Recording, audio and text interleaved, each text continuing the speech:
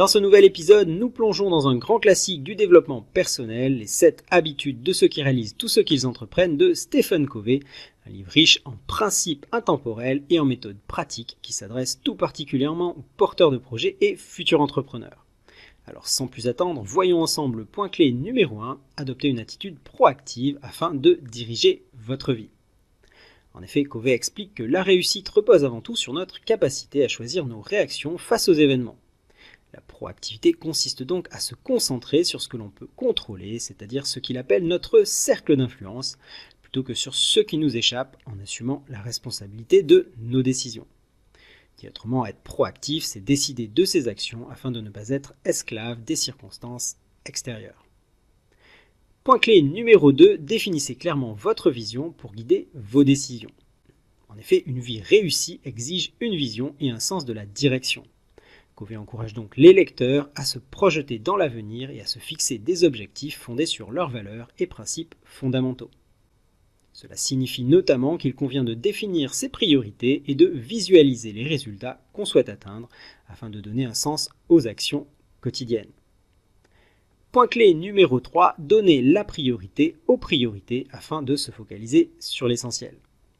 Covey propose en effet de distinguer l'urgent de l'important afin de mieux gérer son temps et son énergie. En effet, il prône une organisation au quotidien centrée sur les activités importantes mais non urgentes, comme la planification, l'apprentissage et les relations, car celles-ci renforcent notre efficacité à long terme. Alors, dit autrement, il s'agit de placer les priorités essentielles avant les distractions, les urgences ou bien encore les pressions immédiates.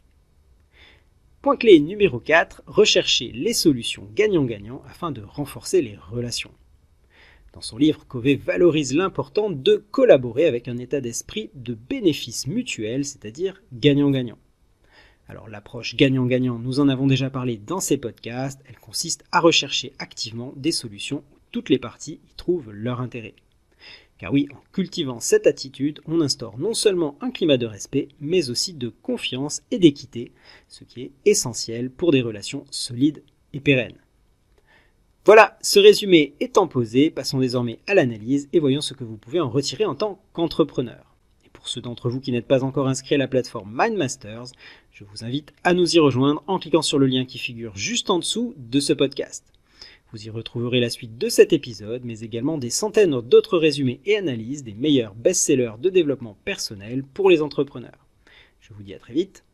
Salut!